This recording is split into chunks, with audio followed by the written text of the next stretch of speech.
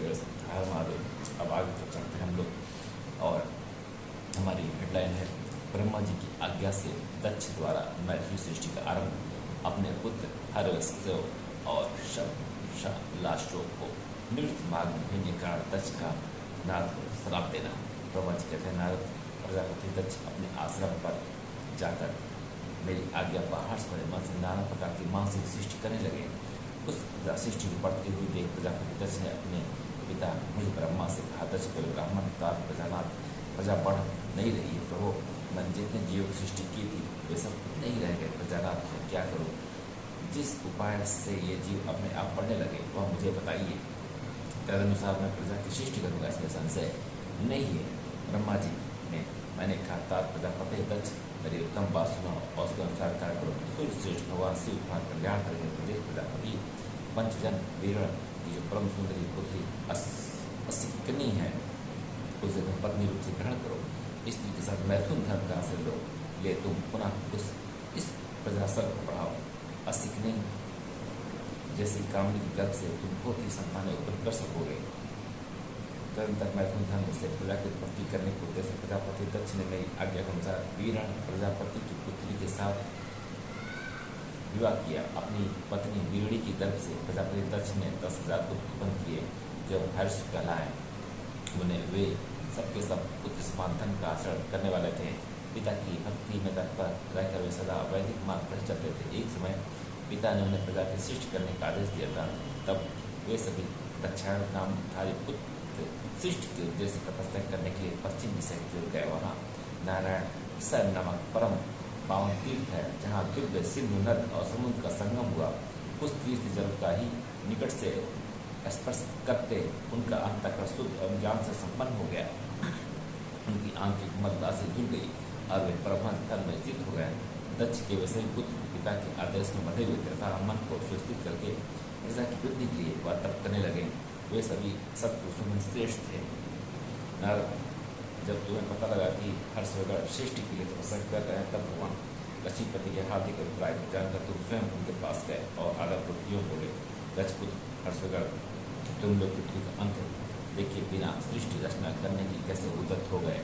ब्रह्मा जी कहते हैं नारद आलस से दूर रहने वाले थे और जन्म काल से ही बड़े बुद्धिमान थे। वे सबके सब तुम्हारा उपयुक्त कथन सुनकर स्वयं उस पर विचार करने लगे। उन्होंने विचार किया कि जो उत्तम शास्त्र पिता के निवृत्त परत आगे पुरुष समझता वाक्य वत्ता आदि गुणों पर विश्वास करने वाला पुरुष सृष्टि निर्माण का कार्य कैसे आरंभ कर सकता है। ऐसा निश्चय करके वो उत्तम बुद्धि और एक चित्त वाले दक्ष कुमार नारद को प्रणाम कर और उनकी परिक्रमा करके ऐसे पथ पर चले गए जहाँ जाकर कोई वापस नहीं लौटता है। नारद, तुम भगवान शंकर के मन हो और मुने तुम समस्त लोगों में अकेले विचार करते हो। तुम्हारे मन में कोई विकार नहीं क्योंकि तुम सदा महेश्वर की मनोवृत्ति के अनुसार ही कार्य करते हो।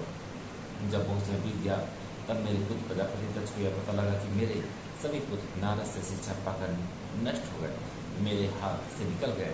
इससे उन्हें बड़ा दुख हुआ। वे बार बार कहने लगे, उत्तम संतानों का पिता होना शोक का ही स्थान है क्योंकि श्रेष्ठ पुत्रों के बिछुड़ जाने से पिता को बड़ा कष्ट होता है। शिव की माया से मोहित उनसे दक्ष को पुत्र वियोग के कारण बहुत शोक होने लगा। तब मैंने आकर अपने बेटे दक्ष को बड़े प्रेम से समझाया और संभावना दी देव का विधान प्रबल होता है इत्यादि बातें बताकर उनके मन को शांत किया। मेरे संतान जन्म देने पर दक्ष पुनः पंचजन कन्या असिकनी की गर्भ से सब सारण नाम के एक सहस्त्र पुत्र उत्पन्न हुए।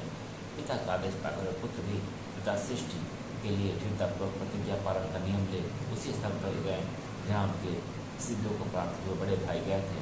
नारायण सरोवर के जल का स्पर्श होने माँ से सारे पाप नष्ट हो गए, अंतःकरण में शुद्धता आ गई और उत्तम व्रत के पालन सबका स्वब्रह्मा प्रणव का जप करते हुए वहाँ बड़ी भात तपस्या करने लगे।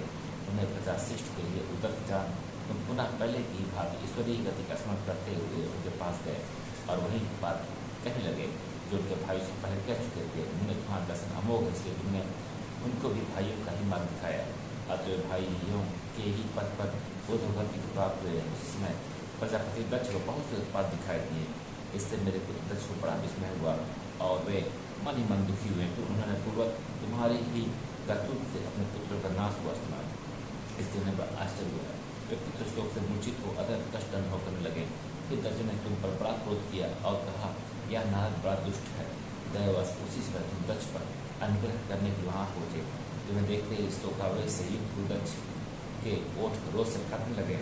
तुम्हें सामने पाकर वे धिक्कारने और निंदा करने लगे। दक्ष ने कहा, ओ नीच, तुमने यह क्या किया? तुमने झूठ मूठ साधुओं का बाना पहन रखा है। इसी बार ठग कर हमारे भोले भाले बालकों को भी तुमने भिक्षुओं का मार्ग दिखाया, या अच्छा नहीं किया। तुम निर्दय और सठ हो, इसलिए तुमने हमारे इन बालकों के जो अभी ऋषि ऋण, देव ऋण और पितृ ऋण से मुक्त नहीं हो पाए थे, लोक और परलोक दोनों के शरीर का नाश कर डाला। जो पुरुष इन तीनों ऋणों को उतारे बिना ही मौज की इच्छा मन में लिए माता पिता के त्याग घर से निकल जाता है, संन्यास हो जाता है, वह अधोगति प्राप्त होता है। तुम निर्दय और बड़े निर्लज्ज हो, बच्चों की बुद्धि में भेद करने वाले हो और अपने श्रेयस को स्वयं ही नष्ट कर रहे हो। मूल मुद्दे तुम भगवान विष्णु के पार्षदों में व्यर्थ ही घूमते फिरते हो। अतमादम, तुमने बारंबार मेरा अमंगल किया है, अतः आज से तीनों लोगों में विचरते हुए तुम्हारा पैर कहीं स्थिर नहीं रहेगा। अब कहीं भी तुम्हें ठहरने के लिए सुस्थित और ठिकाना नहीं मिलेगा। नारद, यद्यपि तुम साधु पुरुषों द्वारा सम्मानित हो, तथापि उस समय दक्ष ने स्वभावश तुम्हें जैसा वैसा साथ दे दिया। वे ईश्वर की इच्छा को नहीं समझ सके। शिव की माया ने उन्हें सम्मोहित कर दिया था। मुने, तुमने उस श्राप को चुपचाप ग्रहण कर लिया और अपने चित्त में विकार नहीं आने दिया। यही ब्रह्मा भाव है। ईश्वर कोट के महात्मा कृष्ण शाप को मिटाने में समर्थ होने पर भी उसे सह लेते हो।